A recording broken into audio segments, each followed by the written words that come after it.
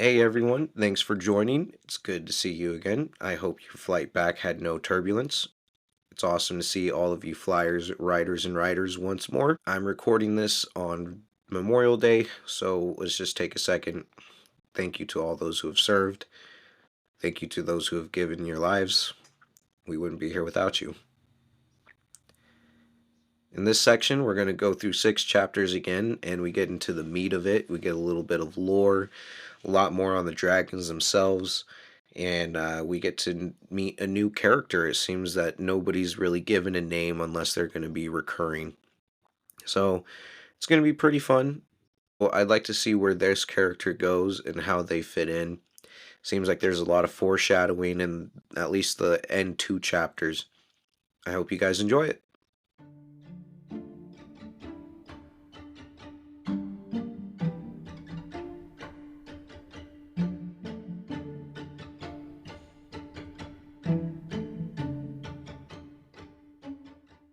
We ended last week with the party coming to an end, all the kids going home, and David decorating a little chair at the front of the living room and presenting his gift to Lucy, a little story he had written titled Snigger and the Nutbeast. In chapter 21, titled The Truth About the Nutbeast, David starts to read out his story, but it gets interrupted about every paragraph by Lucy, who's just telling every detail she already knows from real life, adding squirrels' names that she knows just by the description before Dave could even get there. Liz is sitting there and not necessarily chastising her, but just giving her the mother eye roll. But that keeps going for a while. As David's reading the story to Lucy, his story is very similar to the events that happened to himself in the Scrubly Library Gardens. He recounts the tales of how Ringtail and Snigger were bouncing around and having fun before another bigger squirrel came by and started chasing them off. But then there was mystery involved with the Nutbeast, somebody who took the entire nutfall and all the food's gone from the night. So the squirrels start to set up little watches through the night, and they wait for him to come back, and eventually there's this massive creature that's hunching over every couple feet, picking up every nut that it can find. And one brave squirrel gets as close as he can. This one we find out is Snigger. And he's just infuriated, and he gets extremely upset seeing that it's just a normal man. Lucy had been sitting there with her blanket up to her eyes, a little scared because she thought that at first the Nutbeast would be a crow. She had been making guesses along the way. But once she realized it was a man, she calls David out, telling her mom that he's a thief because he took all the nuts from the library, just like the Nutbeast in the story. Liz laughs, and Lucy says that she wants the dragons to be a part of this, and that she might need to go to the bathroom. So they pause in the middle. Lucy goes and grabs Gadzooks from David's room and runs upstairs to go grab her dragons. While Liz and David are talking, Liz says that he's now stuck and can never leave because of the story that he's given Lucy. And David says that's okay because he's still got a couple chapters to go. As Liz and him are talking downstairs, they hear a loud bang, and Lucy's screaming for David. And then out of nowhere, Lucy starts to just wail and cry. They run upstairs to see what's going on, and Lucy's pointing down to drop dragon, Gwain, and he's broken in 3 pieces. At this point, even Liz is pretty shaken up. David could tell that she's pretty nervous and anxious. She's shaking. And Liz does her best to comfort Lucy, telling her it's going to be alright. Let's just get him into the kiln. They take him to the dragon's den to make immediate repairs. But Lucy started freaking out even more, pointing outside the window where they can see that Mr. Bacon in his garden is chasing off a squirrel with a hose, just spraying it every which way, and Lucy's crying that he's going to kill him. From the window, David and Lucy could see that the squirrel Mr. Bacon was shooting water at was running in circles, couldn't really get away, so they had a great feeling that this was Conker. Chapter 22 in Mr. Bacon's Garden. When David got to Mr. Bacon's garden, the gate was latched and he was trying to yell for Henry. Mr. Bacon didn't answer, so after the third or fourth time of David calling his name out, he decided that he was just going to break down the gate and deal with the consequences. As he was driving back about 5 feet to give a good run and shoulder into the gate, Mr. Bacon opens up the gate with just perfectly timed comedy. David goes rushing in, stumbles all over, and tackles a barbecue. But once he gets into the garden, he realizes that everything's calm. There's no squirrels in sight. There's hoses just out there spraying water. Mr. Bacon explains that he lost the squirrels once David started yelling and hollering, so he went to go open the gate to hush him up. They're sitting going back and forth, talking to each other, and Henry says something that makes David extremely angry. He explains that he's the one that cut down the tree himself because it was just causing a nuisance to everybody, just tearing up the streets, leaving nuts everywhere, and causing thousands of dollars in garage repairs for his vehicle. As they're going back and forth, Bacon picks up a pitchfork and studies a spot in the shed that he thinks one of them could be hiding. David gets really quiet as he's watching, and Mr. Bacon just Spartan charges into the shed yelling. He stabs into something. David gets a little nervous because it's a little quiet. It's almost too quiet. He either hit something or hit absolutely nothing. He gets in there and he sees that Mr. Bacon had just stabbed into a big old bag of uh, fertilizer. After Henry pulls out his pitchfork, he starts to head over to the lawnmower. David is progressively getting more and more upset, so he puts his foot on the lawnmower to stop him. And this makes Bacon upset, tells him he needs to start getting out of his property before he calls the cops. And David is going off about how he made Conker homeless, and Mr. Bacon should feel ashamed. And Mr. Bacon's confused and asking him if he's drunk, because who names a squirrel and gets this upset about it? Squirrels are just pests and they need to be dealt with. As Mr. Bacon turns on the lawnmower, you can see two squirrels jet out. One at a time, the first one's able to jump straight out of just the leaf bag that's catching all the extra clippings, and he jets off, but the second one jumps on top of the engine and starts bouncing back and forth because it can't see straight. David can see even in all of this chaos that at least one eye is closed. And with the squirrels jumping out, it actually scared Mr. Bacon, so he let go of the lawnmower, and now the mower is just going on its own with one squirrel sitting atop it, bouncing back and forth. David's watching in horror as he's trying to go save and stop the mower, but he falls and slips again, and he can only watch. He sees the first squirrel that had leapt off to safety run back up, jump, and hit the second squirrel off of the lawnmower and onto the ground. After the lawnmower hit a patch of gravel and spewed pebbles everywhere and started throwing up smoke, David saw both of the squirrels pop up on either side of the gardens, a little dazed but still unharmed. Out of nowhere, they see the two squirrels look behind both of the men, get spooked even more, turn around, and run away. Both Henry and Bacon, both Henry and David thought this was a little weird, so they turn around where they can feel an ominous presence upon them themselves. When they turn and look up, they see on top of Mr. Bacon's roof a crow sitting there and watching them with one beady, massive eye. They said that this one looked more intelligent and a little bit more fierce than they'd like. Even Mr. Bacon says that he wouldn't mess with something like that.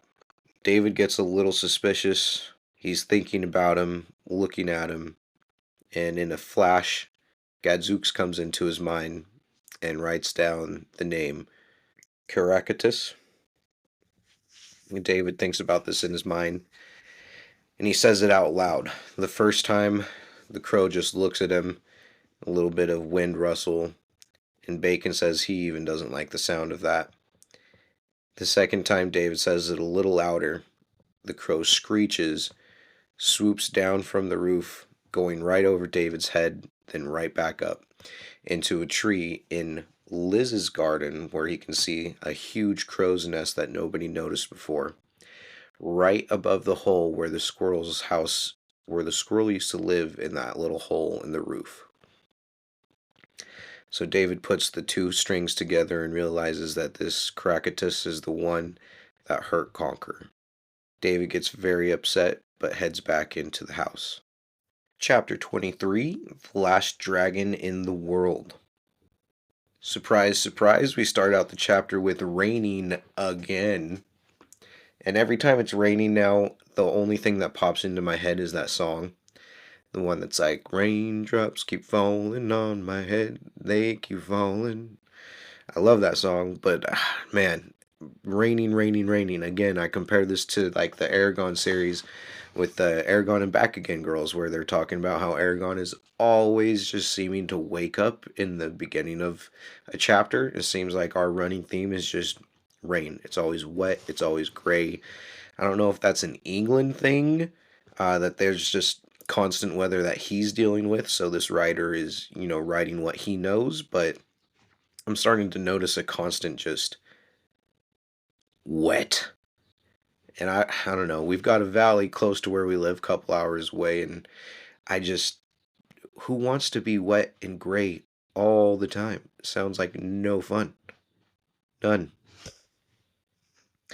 Anyway, on his way through, he's heading back through Liz's garden, and he's checking it out. He sees Bonington hanging out on a bench, just chilling, watching David, hearing everything that's going on. David thinks this is weird because the cat's just sitting out in the rain. But before he walks in, he sees the trap that he had set with Lucy, and since the day that they had caught Snigger the first time, they hadn't set it. It's been untouched.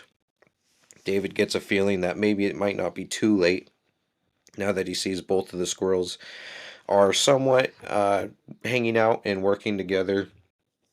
He sets it up again. He moves it to a different spot, but he sets up a new trail with the nuts.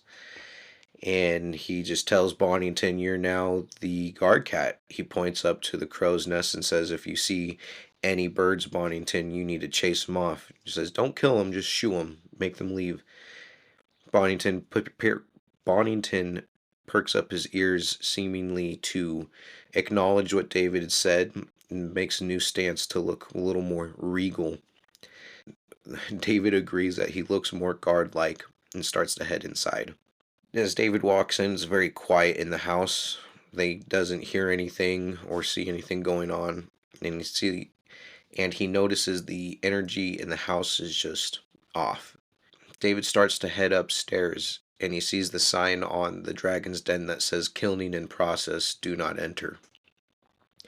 Curiosity gets the better of him because he remembers when he was in there he didn't see an official oven.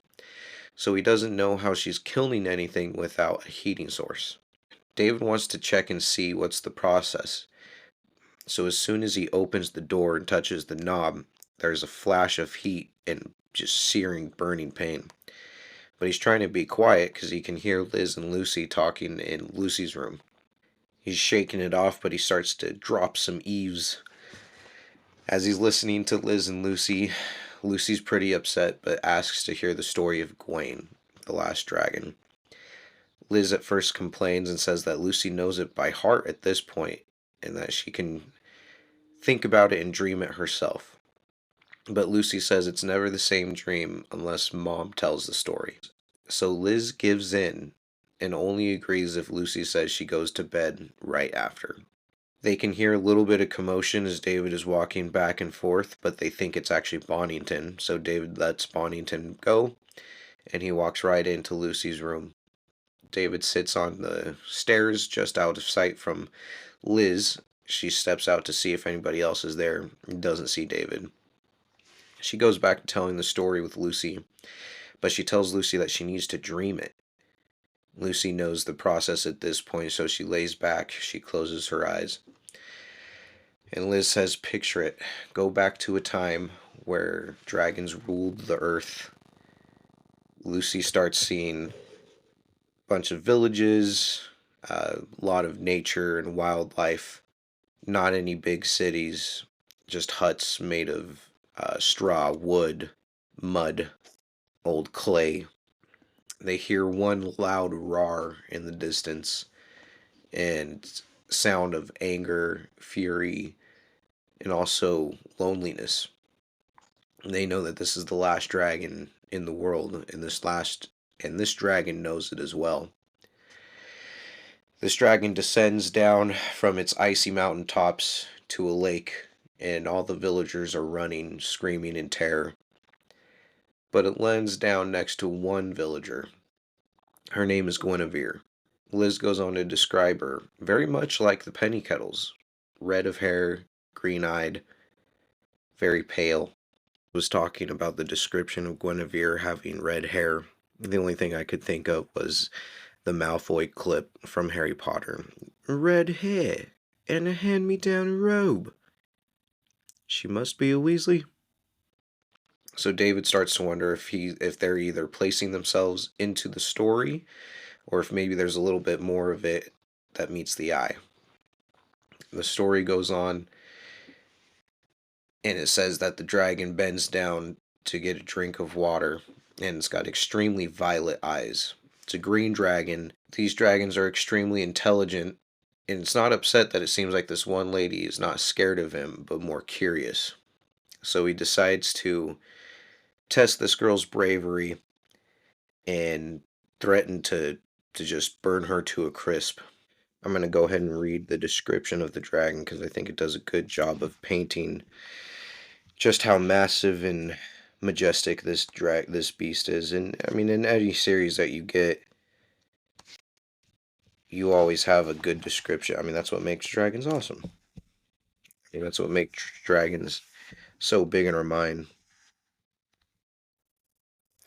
He has no wish to harm them, said Liz. His thunderous roar is an echo for himself, a reminder of times gone by when many dragons filled these mountains. But yes, these people fear him. His blazing breath sets fire to rocks, trees bend to the song of his wings. He settles and his feet make craters in the earth. I dream it, said Lucy. As Liz is coming to the end of the story, Lucy decides to finish it for her and says that Guinevere decides to sing to the dragon to soothe it. All of a sudden, David could feel the energy in the house explode and hear hurrying sound, almost as if in a rhythmic tune. He feels something wash over him and he's getting very, very sleepy. And as fast as the music had started, it stopped. Liz tells Lucy good night. You can hear a kiss on the forehead and her starting to walk out.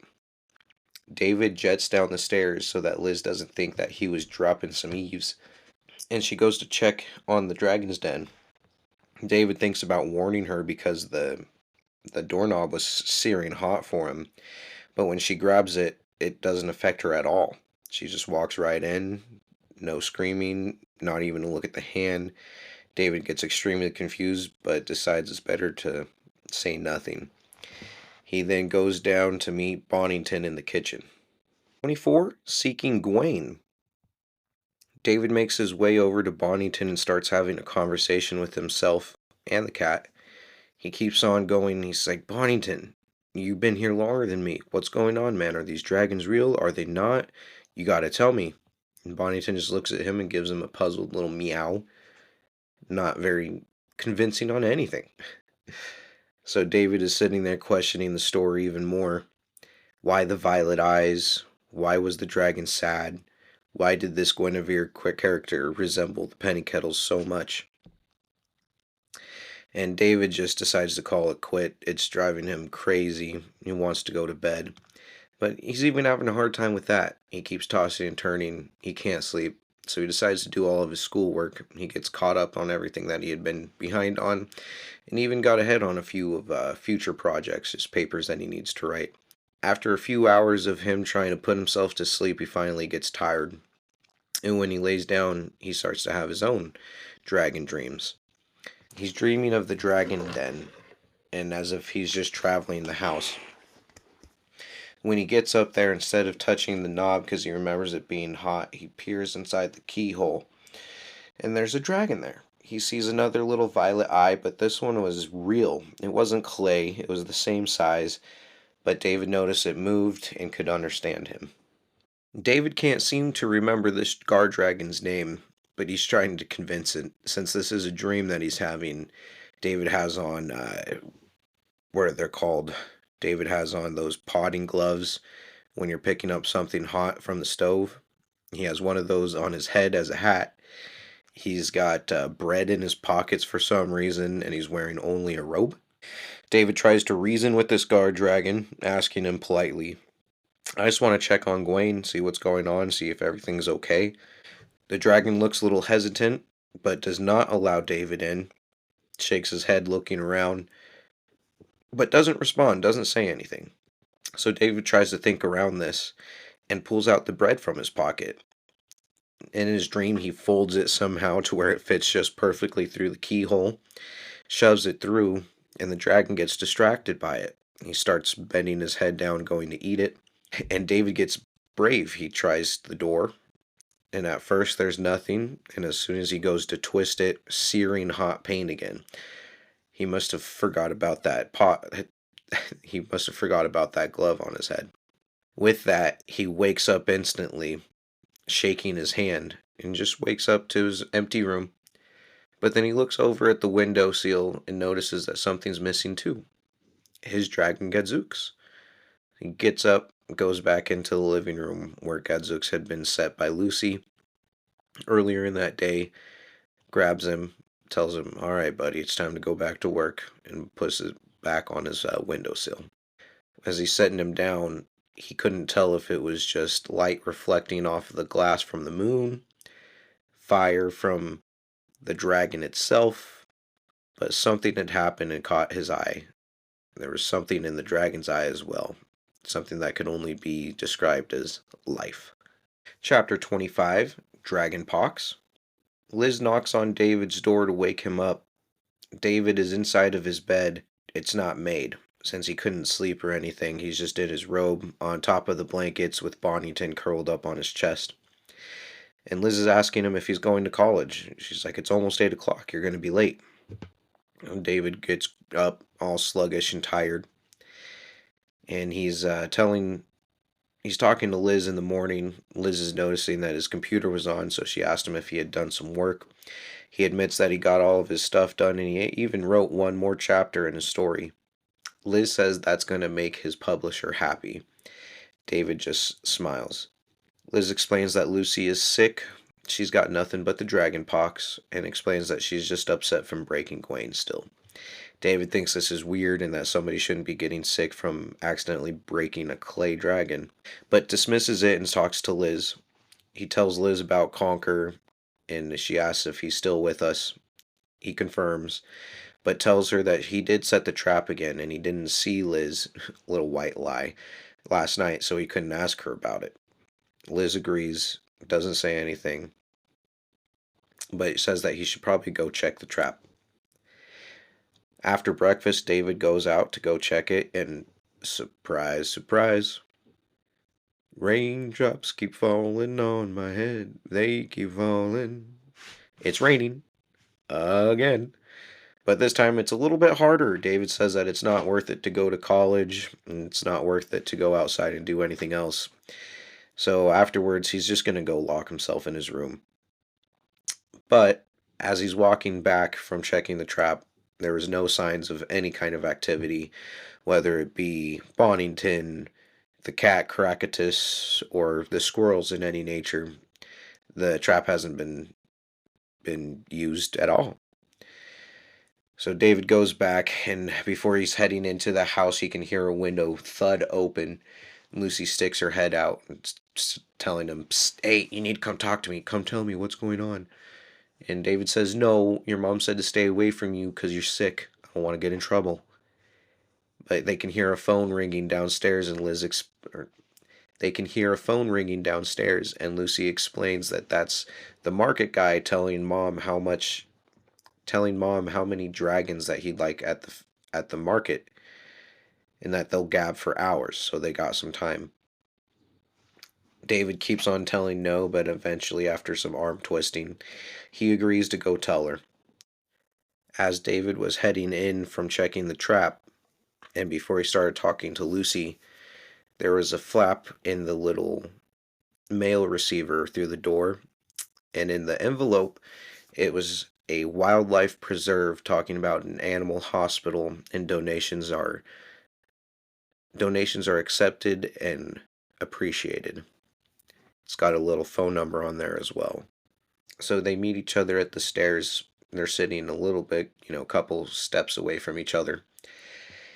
And David's telling Lucy all about Conqueror and Snigger and how Lucy believes that it's Caractacus did the that it's Caractacus who hurt Conqueror too. She gets extremely scared and upset, telling David that they need to do something. David gives Lucy the chapter that he wrote. Instead of reading it, she shoves it back at him, telling him that she wants him to read it, but she wants the dragons to be a part of it too. When they got back into the room, she had her dragon Gwendolyn in the same place, but instead of Gwain, she had the guard dragon Gruffin. It was the same dragon that David had seen in his dreams, but he couldn't remember the name. As they're talking, David's explaining how his writing process goes, and Lucy says that he knows where the squirrels are hiding. David just needs to write it. Lucy's getting more and more upset, and he notices that Lucy has green, scaly skin as he's trying to calm her down and hold her back. And he pulls off his hand and notices that his hand is now green and scaly too. So he starts freaking out, yelling that he's got dragonpox. Chapter 26, Writer's Block.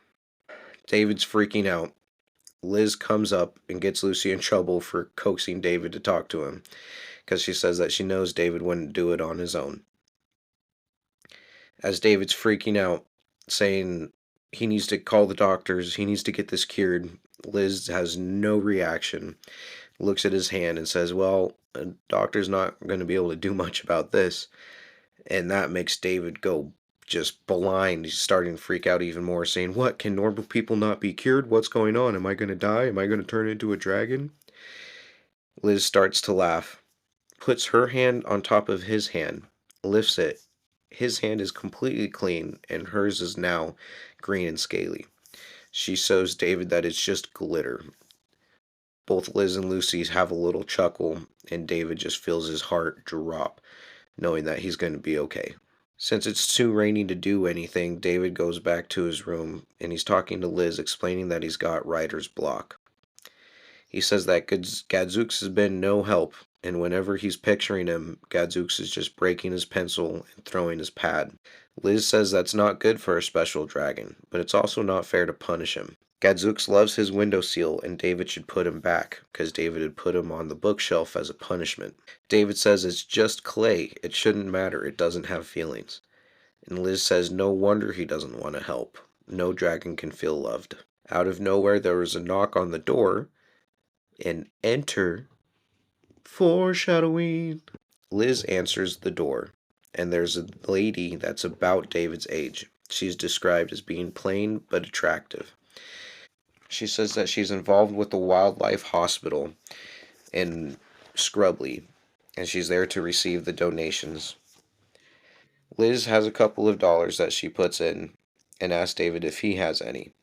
David scrounges around in his pockets, and as he's picking up some change, Liz picks up his entire amount and throws it in the envelope, staring straight at the girl. Says he's very giving.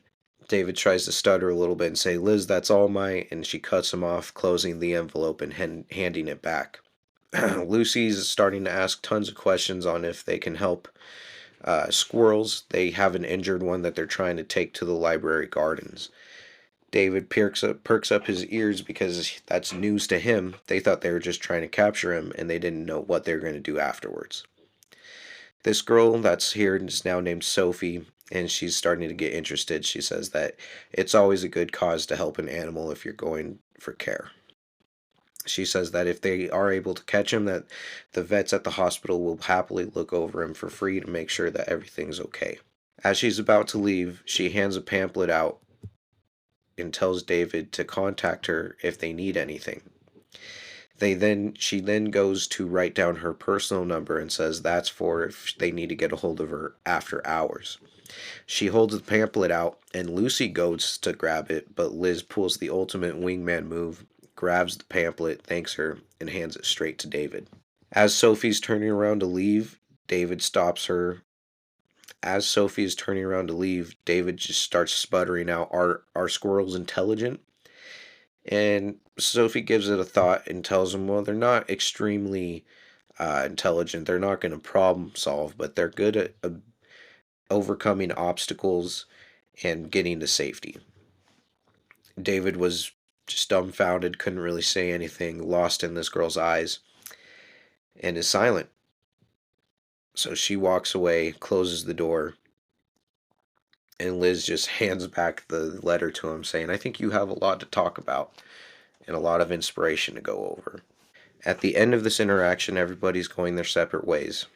Liz talks to David, stops him for a second, and says, you need to make up with Gadzooks. It's not good for a dragon to shed his tear. David's a little confused, but agrees. He goes to his room, picks up Gadzooks, and tells him, I do love you. I do need your help. No more vacations, time to get back to work. He gives him a kiss on the forehead, rubs his little snout clean, and puts him back onto the windowsill. There's a strange feeling for David, and he can't explain it, but he knows something's changed. He returns him back to the windowsill and almost thinks that the dragon is happy. There's a lot going on in this section. I think there's a lot more of the connection between these penny kettles and the lady from the dream and the story that Liz was telling David and Lucy to think about. They both, they all have green eyes, they all have red hair, they're all very pale, and obviously the penny kettles are obsessed with dragons. So what I'm wondering is it a different dimension? Is it just a history past and forgotten that nobody wants to believe? Which actually brings me to my own thing. You know, a lot of people don't want to, not necessarily don't want to, but don't believe in dragons, and I completely understand they're fantasy and they're made up. But there's one thing that always gets me in, I wouldn't say ancient times, but in early history where communication wasn't really a thing between other older civilizations, you know, where it would take months to get to another continent by ship, or, you know, some civilizations never even had contact with each other because they were separated by hundreds or even thousands of years. But most civilizations have a depiction of some sort of either long serpent or dragon type entity. Some would breathe fire, some wouldn't, but they all had a common longer snake like scaly object to them, whether they had arms or not. You know, there's like the Chinese dragon that's more serpent like than anything. It has little arms, but not necessarily. There's the Western dragon, that's the more traditional with four legs, two wings on its back. There's wyvern. There's several of them. But what gets me is that all of these civilizations had their own theories and their own image of it without communicating to each other. So that to me means that there's something out there. I can't be for certain that they breathe fire or anything of that nature, but there's no way that these creatures just came out of nowhere for everyone around the world, from Africa, Australia, Canada, even. It's interesting to think about. One thing that always comes to my mind is 65 million years ago with the dinosaurs. Nobody was alive then. Nobody knows exactly what they look like. To this day, we're finding out more information. You know, Jurassic Park is one of my favorite movies. Gets you obsessed with dragons from a young with dragons. Gets you obsessed with dinosaurs from a young age.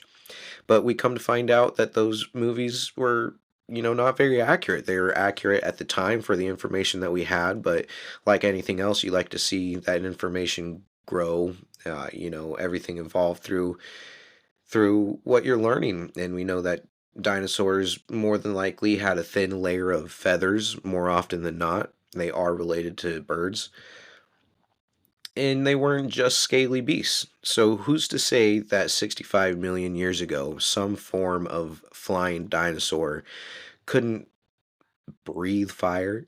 Maybe not breathe fire, but have some form of self-defense mechanism where there are those certain lizards that I'm not sure if they spit blood or they spit some form of liquid that goes out, and it's meant to be their defense, either blind the predator or whatever's attacking them.